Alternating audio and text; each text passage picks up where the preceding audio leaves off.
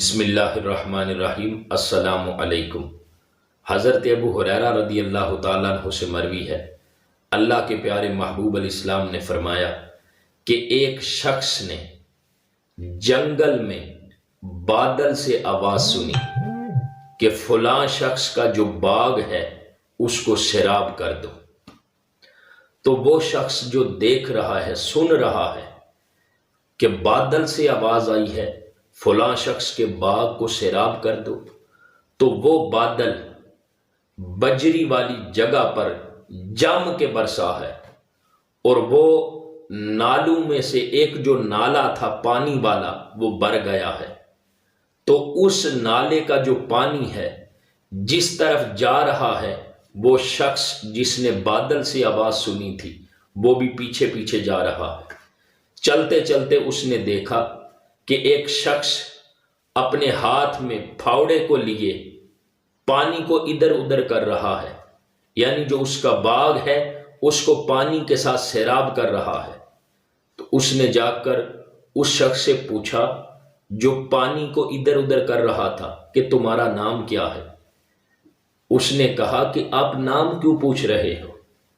جب اس نے نام بتایا نا، تو اس نے کہا کہ جو میں نے بادل سے نام سنا تھا نا، جو آواز آئی تھی کہ فلاں شخص کے باغ کو سیراب کر دو، وہی تیرا نام ہے۔ تو میں نے بادل سے آواز سنی ہے، اس لیے میں پیچھے پیچھے آیا ہوں کہ بادل کو اللہ نے حکم دیا ہے کہ تیرا باغ سیراب کر دے۔ تو اس میں راز کیا ہے؟ تیرا کون سا عمل ہے کہ اس طرح اللہ رب العزت کی رحمت برسی ہے اور بادل کو حکم دیا ہے کہ تیرے باغ کو سیراب کر دے؟ اس میں راز کیا ہے؟ اس بندے نے کہا اگر آپ نے پوچھا ہے تو آج میں آپ کو راز بھی بتا دیتا ہوں۔ اس نے کہا یہ جو میرا باغ ہے اس کی جتنی بھی پیداوار ہوتی ہے، اس میں سے جو کچھ بھی آتا ہے، اس ساری پیداوار کے میں 3 حصے کرتا ہوں۔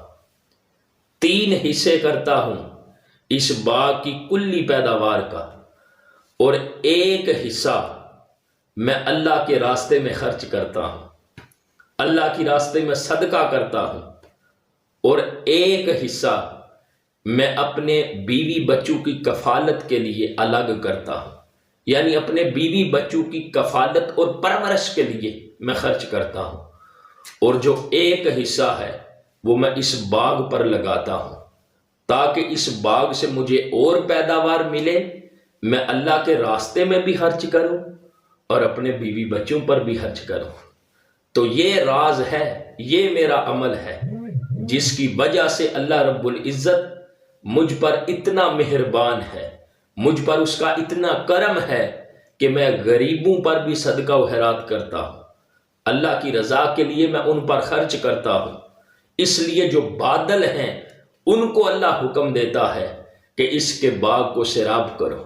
میں باغ کی پیداوار کا 1 حصہ، 3 حصوں میں سے 1 حصہ غریبوں پر خرچ کر رہا۔ تو کتنی زیادہ برکت ہے، کتنی عظمت ہے غریب لوگوں پر خرچ کرنے کی۔ کاش اس چیز کی ہمیں سمجھ آ جائے۔ یہی انسانیت ہے اصل، جو غریبوں پر خرچ کرتے ہیں وہ حقیقت میں انسانیت سے مالا مال ہے۔